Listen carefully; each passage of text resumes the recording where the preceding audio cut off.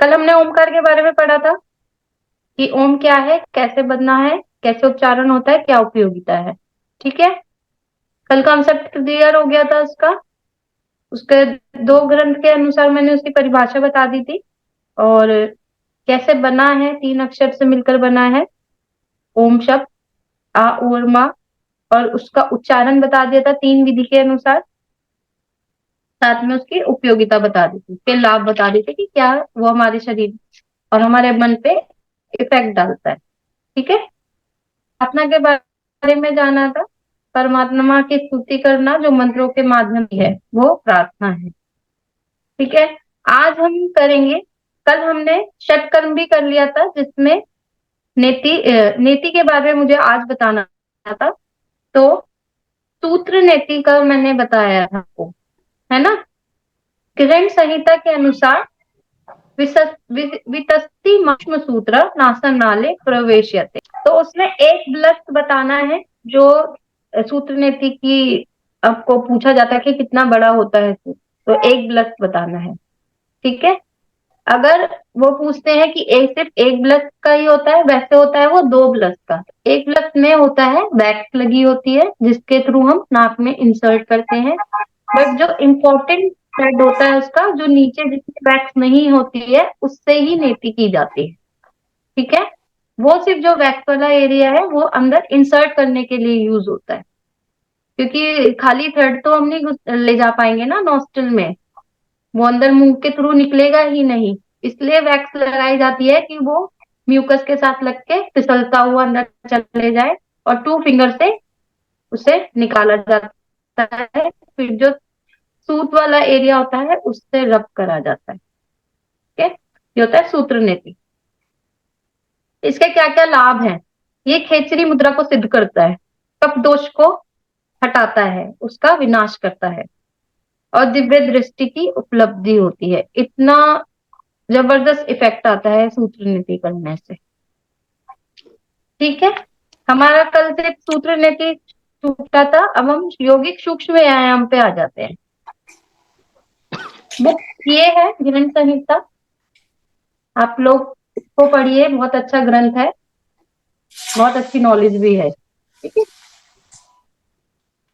तो हमें आगे बढ़ते हैं, हम यौगिक सूक्ष्म व्यायाम और स्थूल व्यायाम। ठीक है। ये जो दोनों शब्द है, यौगिक सूक्ष्म व्यायाम और यौगिक स्थूल व्यायाम, ये जो शब्द हैं ये धीरेन्द्र ब्रह्मचारी जी की पुस्तक यौगिक सूक्ष्म व्यायाम और यौगिक स्थूल व्यायाम से ही लिया गया है। और कहीं भी ऐसे शब्द नहीं है। लोगों ने व्याख्या करी है तो खाली सूक्ष्म व्यायाम लिख दिए या खाली सूक्ष्म क्रियाएं लिख दी, पर स्थूल व्यायाम, यौगिक स्थूल व्यायाम का कहीं भी वर्णन नहीं किया गया है। ये जो वर्णन किया है सिर्फ उन्होंने धीरेन्द्र ब्रह्मचारी जी ने करा है। ठीक है। तो यौगिक सूक्ष्म व्यायाम की कितनी क्रिया होती है? 48 टोटल जो क्रिया होती है, 48 होती है। पर इसमें कुछ गिना चुना ही बताया गया है जो आपके सिलेबस में है। मैं उसकी प्रैक्टिस कराऊंगी और उसके बारे में बता दूंगी आपको। और स्थूल व्यायाम इसमें 2 बताए हैं, वैसे 5 होते हैं। ठीक है। इसमें से सर्वांग पुष्टि और हृदय गति बताया गया है, यही 2 इंपॉर्टेंट है ज्यादा। तो इसमें जो पहला है नेक मूवमेंट।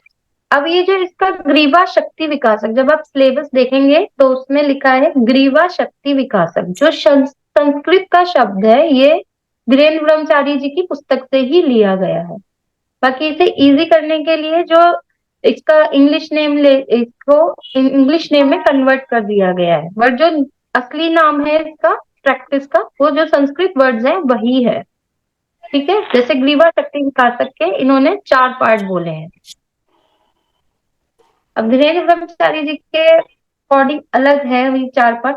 और ये जो हमें इसमें बताए गए हैं वो कॉमन योगा प्रोटोकॉल से ही लेना है। तो इसमें फर्स्ट जो है वो है अप डाउन। ठीक है। नेक का movement, inhale up, exhale down. अब इसमें क्या गलती करते हैं लोग, पूरा पूरा ऐसे कर देते हैं।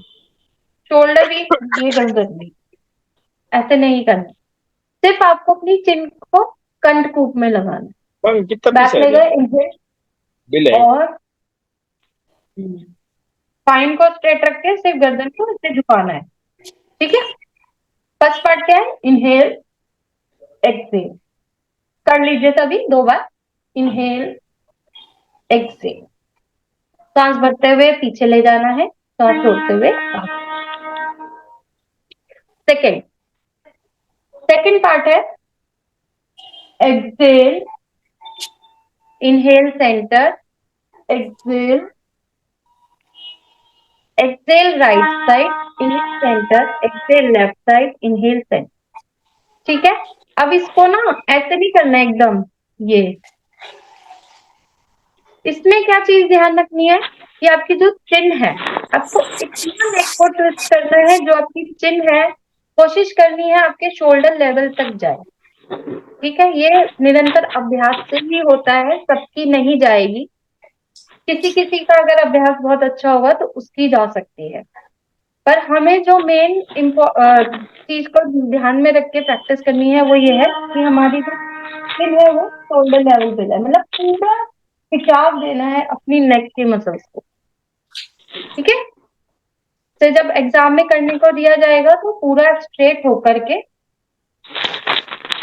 पैर मिला करके, एड़ी पंजा बिल्कुल मिला हुआ, जैसे आपको बताया गया है स्ट्रेट खड़े होने की स्थिति, वैसे में खड़े होना है।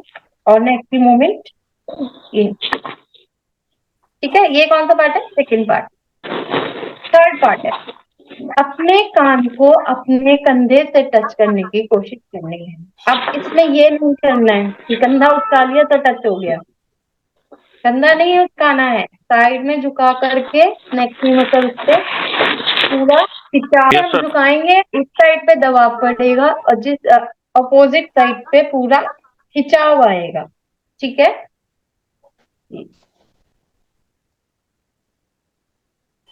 सर्वाइकल की प्रॉब्लम के लिए बहुत अच्छा है, नेक से रिलेटेड जितनी भी प्रॉब्लम है, कमर दर्द है, सॉरी गर्दन का पेन है, सर दर्द है, ये सारी क्रियाएं इसमें बहुत लाभकारी है। 3 हो गई। फोर्थ क्रिया है क्लॉकवाइज देन एंटी क्लॉकवाइज। है आपको जब स्टार्ट करनी है क्रिया, क्लॉकवाइज करेंगे मतलब राइट हैंड साइड से हम लोग स्टार्ट करेंगे। तो अगर टीचर ने बोल दिया कि ग्रीवा शक्ति विकासक की 4th क्रिया करिए, तो कैसे करेंगे आप? पहले अपनी सिन को लगाएंगे कंठकूप में। ठीक है। फिर स्टार्ट करेंगे ये एकदम आराम आराम से। कर लीजिए सभी, करके दिखाइए। आंख खोल के ये प्रैक्टिस करनी है, आंख बंद के नहीं करना है, नहीं तो चक्कर आने लग जाएंगे। Relax, relax, relax, relax. R S सुंदर जी, आपका गड़बड़ हो रहा है मूवमेंट। ठीक है। देखिए मैं क्या बता रही हूँ, कोई बात नहीं, पेन है बट टेक्निक को पकड़ के चलिए, तभी ये पेन खत्म हो जाएगा। टेक्निक अगर आप छोड़ दोगे ना तो प्रैक्टिस गलत हो जाएगी। Sure ma'am. ठीक है। और अगर अपनी प्रैक्टिस में ही आप लोग टेक्निक फॉलो करोगे ना, आप फिर उस चीज को कभी भूल नहीं सकते हो। टेक्निक बहुत इंपॉर्टेंट है, कोई भी इवन आप जब ताड़ासन भी करते हैं ना, उसे भी अगर आप टेक्निकली करेंगे तो कभी आपका ताड़ासन बिगड़ नहीं सकता है, चाहे कितना भी लंबा गैप आ जाए प्रैक्टिस में। ठीक है। Technique word to word technique जो बताई गई है बस उसको फॉलो करिए। ठीक है। मैंने बताया है पहले चिन को लगाइए इधर, अब ऑपोजिट साइड घुमाएंगे सभी ये, और धीरे धीरे घुमाइए और इफेक्ट फील कीजिए कि क्या इफेक्ट आ रहा है। ठीक है। गर्दन को बिल्कुल लूज छोड़ के एकदम ढीला छोड़ दीजिए, पकड़ना नहीं है, पकड़ नहीं बनानी है, उसे ढीला छोड़ दीजिए। अगर आप पकड़ के रखेंगे तो क्रिया का इफेक्ट उल्टा पड़ जाएगा।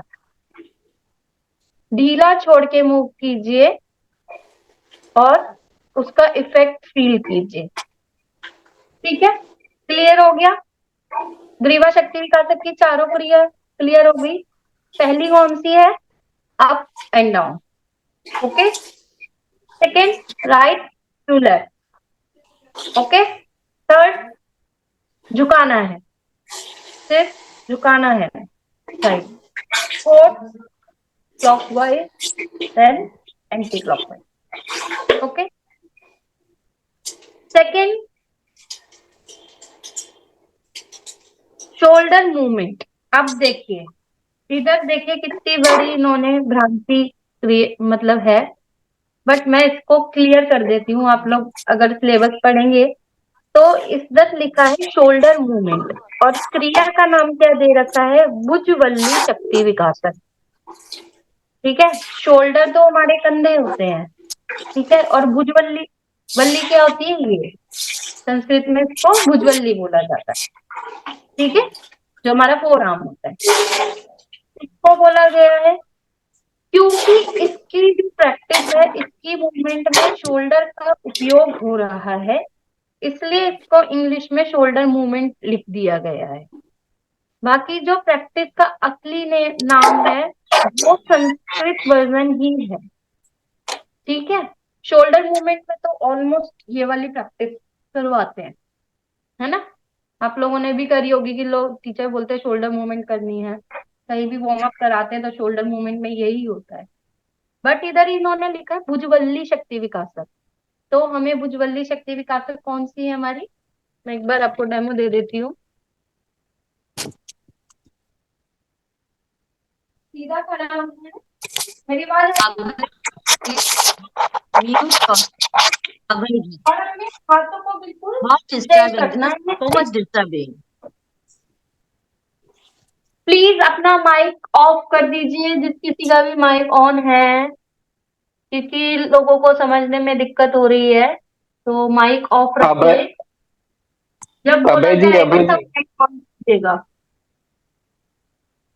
अगर अभय जी का माइक ऑन माइक ऑन है कंटिन्यूअसली। भी हो सकते हैं, क्योंकि एक एक लोग के चक्कर में सबको डिस्टर्ब होना अच्छी बात नहीं है। ठीक है, चलिए। इसमें क्या करना है आपको? दोनों पैर स्ट्रेट कराकर और हाथों की बिल्कुल नहीं रहेगी, एकदम पीछे में सीधे। ठीक है। शरीर से थोड़ा सा दूर तक, और इनहेल, एक्सेल।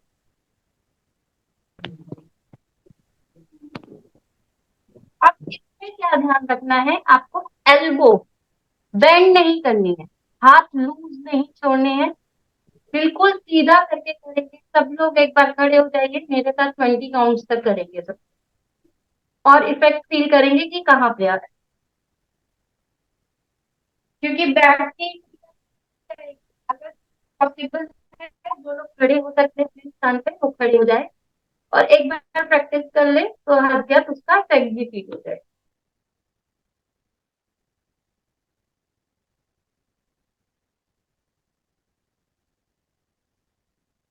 दोनों पैर मिला लेंगे। इस इंस्ट्रक्शन के साथ मैं बताऊंगी सब करना है, ठीक है? दोनों हाथ हाइट के साथ, हाइट से 2 इंच की दूरी पर, और हाथ बिल्कुल खींचे हुए, फिंगर्स मिली हुई। अपनी फिंगर्स को नीचे की ओर, कंधे पीछे की ओर। ठीक है, कंधे पीछे की ओर, रोल कर लीजिए अपने कंधों को इस तरह। ठीक है, सीना आगे की ओर तना। अब इनहेल करते हुए and down, start. 1 2 3, fast movement हो। 4 5 6 7 8 9। चुमकी दास जी, आपकी ना एल्बो बेंड हो रही है। ठीक है, एल्बो स्ट्रेट रखिए, हाथ मिलाने नहीं है ऊपर। आपके कंधों में जितना डिस्टेंस है उतना ही डिस्टेंस ऊपर हाथों में रहना चाहिए, बिल्कुल खींचे हुए हैंड्स। ठीक है, हैंड्स बिल्कुल स्ट्रेट खींचे हुए ऊपर। यस, बहुत बढ़िया ललिता जी, आपका बहुत अच्छा हो रहा है। करिए करिए करिए, 10 टाइम्स और करेंगे। 10 9 8 7 6 5 नंदिता जी हाथ मिला रहे ऊपर। 3, 2, 1। बहुत बढ़िया, रिलैक्स, सभी रिलैक्स हो जाए। देखिए, एग्जाम में क्या होता है, टीचर जो है आपकी प्रैक्टिस, आपको लगता है आपको पता है प्रैक्टिस, ठीक है, वो वर्बली पता है आपको, बट आपके शरीर पे वो प्रैक्टिस कैसी दिख रही है वो टीचर को दिखाना है, और टीचर वही देखेगा, आपकी नॉलेज नहीं देखेगा प्रैक्टिस के टाइम पे। ठीक है, तो अपनी बॉडी का अलाइनमेंट एकदम ठीक रखना है। जब आप खड़े हैं, प्रैक्टिस कर रहे हैं, तो ढीला ढाला ऐसे नहीं खड़े होना है 5वीं क्लास के बच्चे की तरह। प्रैक्टिस के लिए टीचर ने बोल दिया एकदम, भैया तैयार हैं हम, योग के विद्यार्थियों की तरह। ठीक है, और उन्होंने बोला भुजबल्ली शक्ति विकास करनी है, तो सबसे पहले समस्थिति में आएंगे, दोनों पैर मिलाएंगे, दोनों हाथ थाइस के साथ एकदम खींचे हुए, जैसे स्कूल में, दिल्ली के स्कूल में तो कराया जाता था विश्राम और सावधान। आप लोगों ने करा है या नहीं करा है? तो जैसे सावधान की पोजीशन होती है ना, वैसे खड़ा होना है, बिल्कुल सीधा। फिर हाथ की मूवमेंट करनी है, दूसरा बॉडी का कोई पार्ट यूज नहीं होगा, एकदम स्ट्रेट, बिल्कुल एल्बो बेंड नहीं होगी। देखिए, एल्बो बिल्कुल बेंड नहीं होगी, और ऊपर खींचे हुए हाथ, ये डिस्टेंस मेंटेन होगा। ठीक है, और फेस से तनाव नहीं आना चाहिए। प्रैक्टिस करते समय हमें पता नहीं चलता है, पर हमारे फेस पे तनाव आने लगता है। जब हमें पेन होना स्टार्ट हो जाता है ना, तो ऑटोमेटिकली हमारे फेस पे तनाव आने लगता है। प्रैक्टिस इतनी करिए कि वो तनाव रिलीज हो जाए। अगर आप अभ्यास नहीं करेंगे, सोचेंगे सिर्फ प्रैक्टिकल वाले दिन ही हम कर लेंगे, तो फेस पे तनाव आना पॉसिबल है ही है। उसके लिए आप कुछ नहीं कर सकते, वो ऑटोमेटिकली तनाव आएगा आपके। या तो आप बहुत अच्छे प्रैक्टिसनर है, बचपन से प्रैक्टिस करते आ रहे हैं, तो एक अलग बात है। पर अगर नए प्रैक्टिसनर है, तो प्रैक्टिस करनी पड़ेगी, प्रैक्टिस करना बहुत इंपॉर्टेंट है। ठीक है, भुजबल्ली का क्लियर हो गया कि ये क्यों शोल्डर मूवमेंट में आई है, क्योंकि यहाँ से हमारे कंधे की मूवमेंट हो रही है, बट है ये इसके लिए, फोर आर्म के लिए, कि स्ट्रेंथ बढ़ाता है। ठीक है, ये हमारी बोन बहुत स्ट्रांग होती है, अगर हम किसी को मारे तो बहुत तेज लगती है ये, है ना। इसको ये देखो डंडी की तरह है ना, इसलिए इसको बल्ली बोला जाता है, भुजबल्ली। ठीक है, अगला अभ्यास है पूर्ण भुजा शक्ति विकास। पूर्ण भुजा मतलब, अब इसमें भी देखो, कहीं शोल्डर वो नहीं है नाम, स्कंद बोला जाता है संस्कृत में कंधे को, स्कंद। ठीक है, पर इधर है पूर्ण भुजा शक्ति विकासक, मतलब पूरे हाथ के लिए, कंधे से लेकर फिंगर्स तक के लिए, तो पूर्ण भुजा शक्ति विकासक। पूर्ण भुजा शक्ति विकासक में क्या करते हैं हम, मुट्ठी बनाते हैं। योग में हमेशा मुट्ठी बनती है, अंगूठा अंदर उंगलियां बाहर। ठीक है, इस तरह की मुट्ठी नहीं बनती है, ये मुट्ठी किसी को हिट करने के लिए बनाई जाती है, क्योंकि इससे, ये देखिए हमारी सारी हड्डियां फूल गई ना, इससे मारा जाता है इस वाली मुट्ठी से, जिसमें अंगूठा भरा होता है। और जो योगिक प्रैक्टिस के लिए हम करते हैं, उसमें ये वाली मुट्ठी बनाई जाती है, अंगूठा अंदर उंगलियां बाहर। ठीक है, मुट्ठी बनाएंगे, सेम, सांस भरेंगे। यदि किसी को हाई बीपी है, अगर मान लीजिए पूछा जाए, एग्जाम में पूछ लिया कि हाई बीपी वाले इस अभ्यास को कैसे करें, यदि किसी को हाई बीपी है, तो वो सामान्य श्वास में अपनी हाथों को मूव करेंगे, रोटेट करेंगे, घुमाएंगे। यदि किसी को हाई बीपी की प्रॉब्लम नहीं है, तो क्या करेंगे, श्वास भरेंगे, श्वास को रोकेंगे, और जितनी देर रोक सकते हैं, जितनी देर आप सांस को रोक पाए, उतने अंतराल में आप जितनी बार अपने हाथों को मूव कर सकते हैं, उतनी बार हाथों को घुमाना है। पहले क्लॉकवाइज, फिर वापस आने के लिए। लगे कि सांस अब नहीं रुक सकती, तो पहले 90 डिग्री एंगल बनाएंगे हाथों का, ऐसे दोनों कोहनियां कमर के साथ लगाएंगे, देन ठीक है, ऐसे एग्जेल करेंगे। ठीक है, अब इसमें एक चीज और ध्यान रखनी है, मान लीजिए मैंने सांस रोकने के लिए बोल दिया गया, बोला आपको अभी कि सांस रोके। अब जब आप वापस आ रहे तो ये नहीं कि आपकी सांस फूलने लग जाए, आपने एक्स्ट्रा रोक ली, ऐसा नहीं करना है। अभ्यास को पेन नहीं लेना है, अभ्यास में पेन नहीं लेना है, अभ्यास को इंजॉय करना है। ठीक है, उसको इंजॉय करना है, उसका बेनिफिट लेना है। ठीक है, ऐसा कुछ होता जैसे कुछ लोग ऐसे करते हैं, छोड़ दी फिर लंबी लंबी सांसें ले रहे हैं कि हम तो थक गए, क्योंकि हमें तो एंटी क्लॉक भी करना है। कोई भी प्रैक्टिस है उसका हर एक के वजह से क्लॉक का एंटी क्लॉक करना ही करना है।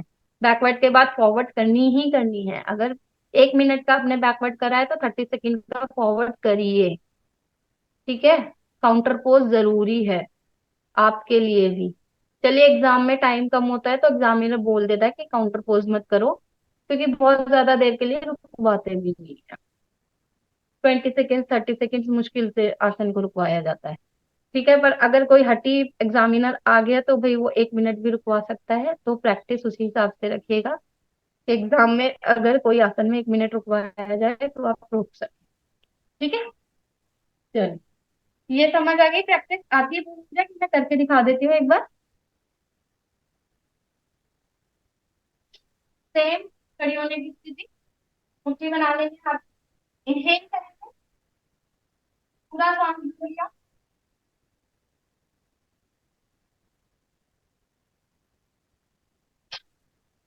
राइट, एंटी क्लॉक, पीछे से आगे की ओर।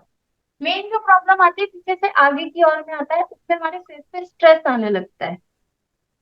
ठीक है, अगर बहुत फास्ट मूवमेंट नहीं कर पाते तो थोड़ा स्लो मूवमेंट करके अभी उसकी प्रैक्टिस स्टार्ट करिएगा, फिर धीरे धीरे उसमें आपको अभ्यास हो जाएगा और मूवमेंट फास्ट होने लग जाएगी। ठीक है,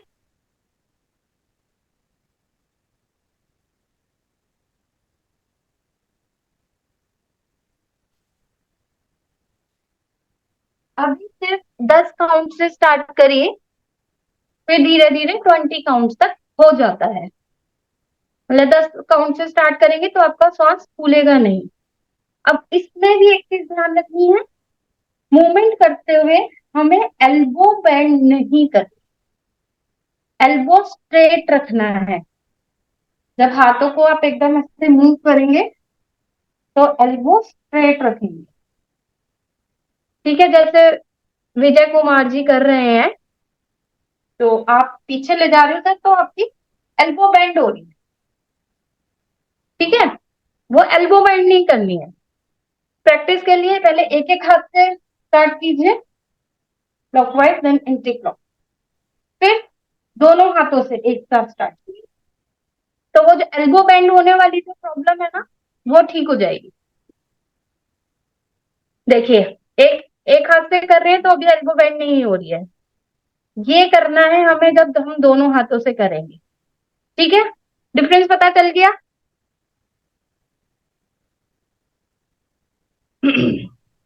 फिर मैम अगली ये, हाँ जी बोलिए। बीपी वाले पेशेंट को कैसे करना है? हाई बीपी वाले को आप बता। Normal breathing, normal breathing, normal breathing में बीपी वाले पेशेंट को कहीं भी आपको श्वास होल्ड नहीं करवानी है, किसी भी आसन में नहीं, किसी भी प्राणायाम में नहीं, और किसी भी सूक्ष्म व्यायाम में नहीं।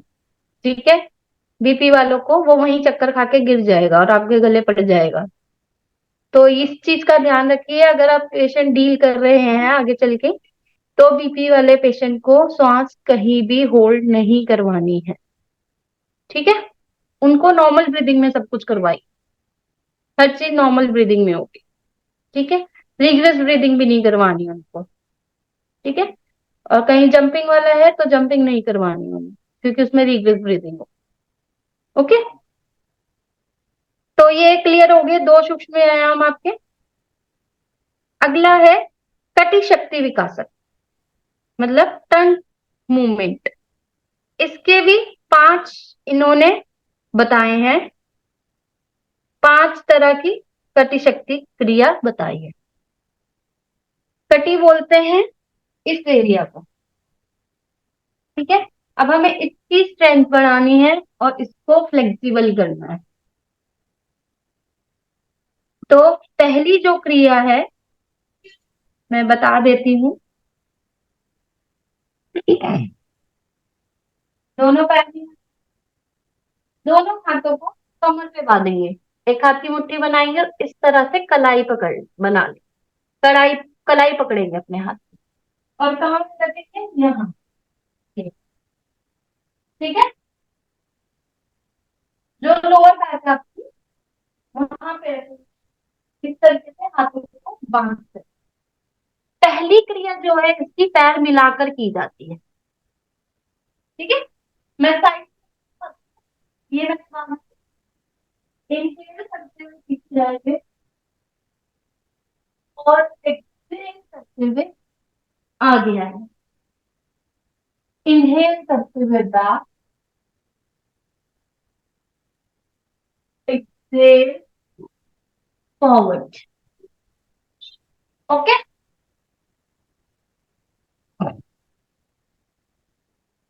ये क्रिया, इसमें जो मेन चीज ध्यान रखनी है, आप जब आगे झुकते हैं तो कमर में हंच नहीं आना चाहिए, स्पाइन एकदम सीधी। ठीक है, जैसे पीछे जाएंगे वैसे ही स्पाइन को खींचते हुए आगे झुक जाएंगे। अब किसी को कमर में दिक्कत है, स्लिप डिस्क है, सर्वाइकल है, सर्वाइकल वाले इस क्रिया को गर्दन उठा के करेंगे, उन्हें गर्दन ऐसे झुकानी नहीं है नीचे जाते समय। ठीक है, कैसे करनी है, नेक उठा के। और जो मोस्ट इम्पोर्टेंट है वो स्पाइन का है। मोस्टली लोग क्या गलती करते हैं, सिर्फ यहाँ से करेंगे हंच, मेरा शायद होगा भी नहीं क्योंकि मेरी प्रैक्टिस नहीं है उसकी हंच की। हंच पूरा बना लेते हैं ऐसे, ठीक है, ऐसे बेंड हो जाते हैं, ये हंच दिख रहा है, इसको करना है ये। फर्क है इसमें और इसमें, अंतर है, इस तरीके से अब जाना है ये। जब आप नीचे जाएंगे तो पहले अपनी गर्दन के, फिर चेस्ट, अपनी चेस्ट को अपने घुटनों से लगाने की कोशिश कीजिए तो कभी हंच नहीं बनेगा। ठीक है, तो माथे को घुटने से नहीं लगाना है, चेस्ट को लगाने की कोशिश करनी है घुटने के साथ, तो स्पाइन एकदम स्ट्रेट नीचे हो जाएगी।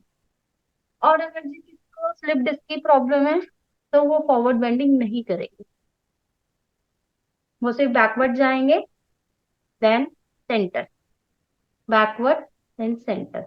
बट एग्जाम में अगर आपको प्रॉब्लम चल रही है और आपका एग्जाम है तो टीचर को बता दीजिए कि मैम मेरे को, या सर जो भी हैं, कि मुझे स्लिप डिस्क की प्रॉब्लम है, मैं कटी शक्ति की पहली क्रिया कर सकती हूँ पर 1 या 2 बार कर सकती हूँ। ठीक है, कर सकती हूँ या कर सकता हूँ जो भी है, तो 1-2 बार करके उन्हें एग्जाम के लिए दिखा दीजिए, पर बहुत ज्यादा खींच के मत करिएगा कि आपका पेन स्टार्ट हो जाए। ओके, ये चीजें आपको अपने शरीर के अकॉर्डिंग खुद एडजस्ट करनी होती है क्योंकि एग्जाम में तो हमें करके ही दिखाना, एग्जामिनर एक्सक्यूज नहीं सुनता है क्योंकि वो आपको नंबर देने आया है, आप एक सर्टिफिकेट लेने के लिए एग्जाम दे रहे हो, तो उसे उसकी मर्यादा में रहकर ही मार्किंग करनी होती है क्योंकि दूसरे बच्चे भी कर रहे हैं ना मेहनत, इसलिए। तो इन चीजों का एग्जामिनर को बता दीजिए, बट प्रैक्टिस पूरी करके दिखाइए, उससे भागना नहीं है कि हमें ये प्रॉब्लम है। जैसे एग्जाम में बहुत से लोग आ जाते हैं, बोल देते हैं कि जी हमारे पैर में चोट है, हम नहीं कर पाएंगे, हमें दूसरी प्रैक्टिस दे दो। पर वो तो एग्जाम है ना, एग्जाम में तो करना पड़ेगा, या तो आप एग्जाम मत दो, पैर में चोट है तो एग्जाम मत दीजिए, अगले एग्जाम में दे दीजिए जब चोट ठीक हो जाएगी। तो एक्सक्यूज नहीं देना एग्जामिनर को, प्रैक्टिस करके दिखा दीजिए, बोल दीजिए कि मैम मैं कम करूंगी तो मैं 1 या 2 बार ही करके दिखा सकती हूँ, अपनी हेल्थ के अकॉर्डिंग करके दिखा दीजिए।